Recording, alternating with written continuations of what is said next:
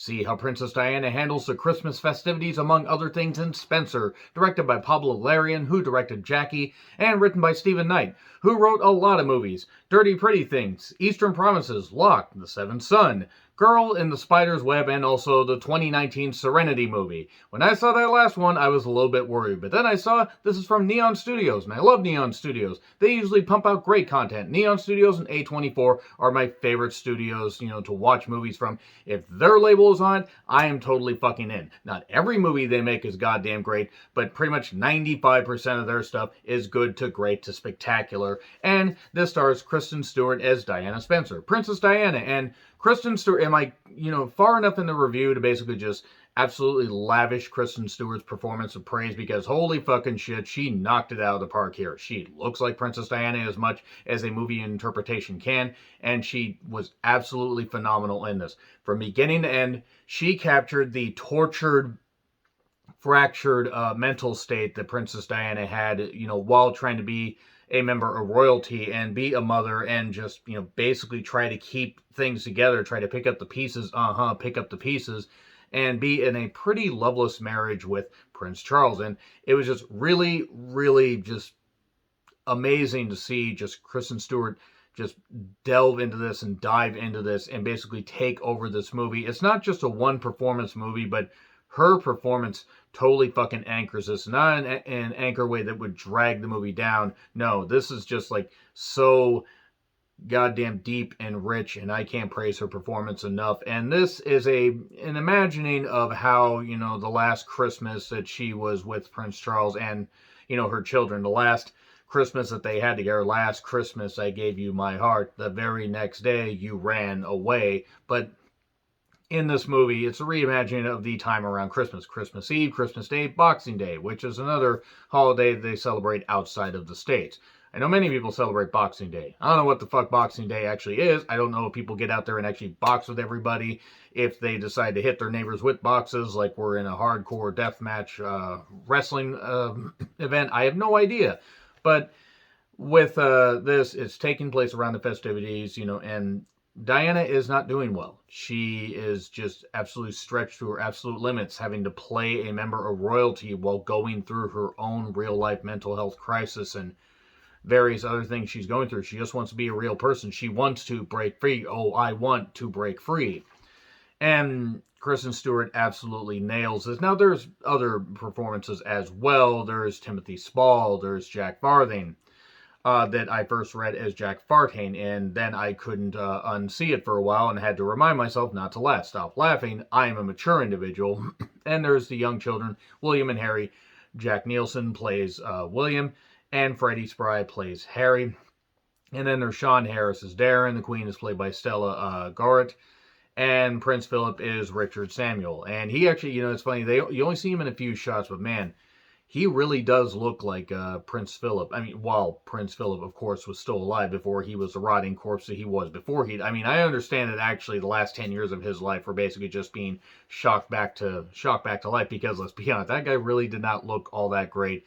Not that you could look great for 99 years, but holy fucking shit, he looked like he didn't look a day over 150. So enough about dumping on the royal family.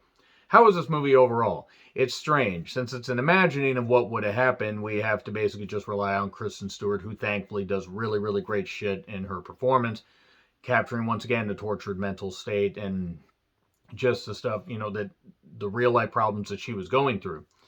And not feeling like she belongs, feeling like everybody is judging her, feeling like she has to play a caricature and not be a real person. And that can be trying on people. Sure, okay, she gets lavish with a whole bunch of gifts and a whole bunch of riches and everything.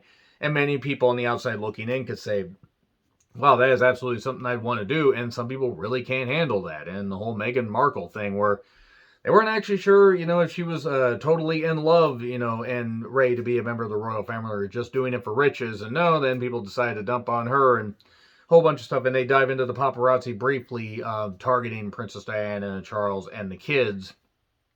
And since this is only around the holidays, we get a real deep look about what Diana went through and everything, and the eating disorder that she has and various other struggles that she's having, wanting to dress herself, wanting to dress a certain way, not dress, according to like, this dress needs to go for, breakfast, this for church, this, a steak for lunch and then a sensible dress for dinner. No, not like that.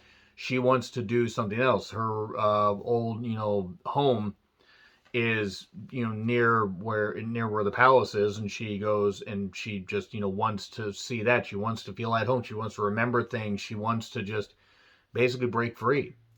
And the thing about this movie is it really gets the tortured soul part perfect. Now, am I going to say that this movie is absolutely perfect? No, there are plenty of holes you could find. Like a lot of the characters only somewhat feel like surface characters, and if you know enough about, even though it's based on real life events, if you study the history at all, sure, there could be some holes found. You can say that about anything, whether it's about, the royal family here or whether it's about like The Last Duel. You can check out my review of that if you want. And anything in history, there's going to be stuff that's twisted around for Hollywood.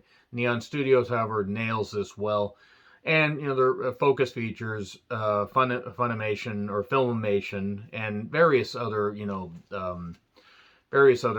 studios get in on this. I believe it's a German UK production and everything, so at least they're allied forces now as opposed to the 40s. Moving on hastily on from that will probably get me in a lot of trouble. This movie was very performance driven, and the music was weird at times, but also fit. Like when it needed to just be somber, it fit. When it needed to get ratchet up, like weird organ music or whatever, it fit the fact that Diana was just struggling. Sometimes the camera work was a little bit weird. Sometimes it went in close to capture just the tortured soul. Sometimes it went far away. And, occasionally some weird stuff happens because Diana's struggling with all the stuff she's struggling with. And I'm going to get into spoilers here in a little bit, but this really does capture how Diana really just couldn't handle it. She finally had enough, and the struggles that she had wanting to be a good mother. There's some really, really gripping scenes. Her playing with her kids, playing a game with her kids at one point, like a tell the truth thing. And it went on for a while, but it was good. And this movie didn't feel like a drag. Now, there are a lot of long panning shots and everything, and you could argue they could have cut maybe 10 minutes of this movie and cut some of the panning stuff out, and they probably wouldn't have missed shit. But it was good establishing stuff, and also the cinematography, fucking beautiful. Very technically sound and very well done. So I do recommend it. It's only like $5 on Amazon Video, and it's well worth checking out. And if you like Neon Studios' previous work, like I have, then you'll definitely enjoy this. And it might give you a different view on Kristen Stewart. I don't know why she gets so much hate. I'm not saying she's the most amazing actress ever, but I think she's been better than some people give her credit for. And this performance is absolutely proof of that. If she doesn't at least get nominated for a Golden Globe for this gripping performance, I don't know what they're doing. So I'm going to get into spoilers now. Spoilers. Okay. This isn't going to take very long because many of you know how the life of Princess Diana ended. Not very well, thanks to the fucking paparazzi. So this dives into Christmas Eve, Christmas Day, and Boxing Day. And she has this relationship with this dresser, this, maid named Maggie, that it turns out Maggie actually reveals a little bit later that she's actually legit in love with her. Yes, like that and everything. And she's all shocked and whatever. So maybe they imply that Diana might have her own tendencies and might actually not be totally straight. There's nothing wrong with that at all. And that's an implication, maybe, again, an imagining, reimagining and just like, fabrication of some events formed around these real life characters. Who knows? That stuff may have actually happened. I wasn't there. Wasn't even there. It was Owen. And if you get that reference, I love you guys. And she also realizes that Charles doesn't love her. He even says, there needs to be two of you, the real you and the one they take pictures of. He's not the biggest fan of it, but he's part of this royalty and all this stuff. And then Diana just, it really captures how women have to be basically things. They just basically have to be these props and everything because they don't want, the British people don't want them to actually be people. They want them to be larger than life characters. This royalty and from a bygone era where really this whole thing about royalty is fucking stupid, especially in 2021, me of all people saying that. It's just really, really, really weird. But then again, I've never lived in the UK, so I have nothing against anybody that likes it. It's just, to me, I don't get it. But she makes a comparison to Anne Boleyn, who was beheaded by King Henry VIII because she was having an affair. Actually, he was having an affair, and I didn't realize that the Spencer family were distant relatives of Anne Boleyn. You should have told me. And She was saying that to one of the staff. And also, 20% of this dialogue, I think, has to do with food ingredients because you see a lot of meal preparation and a lot of food, lavish stuff. I mean, they got a big walk in fridge. There were these big boxes brought up for the Christmas dinner. It looked like they were missile boxes. No, it was lobster and fruits, all kinds of exotic fruits, and various ingredients to make dishes, to make desserts and stuff like that. And with this movie, you get, again, a lot of lavish cinematography, beautiful set pieces. And even though it was only about 25 years ago that they captured this, they got the fashions right and they got the troubled, tortured soul that was Princess Diana just being captured perfectly by Kristen Stewart. And the relationship she had with her kids was very well captured as well.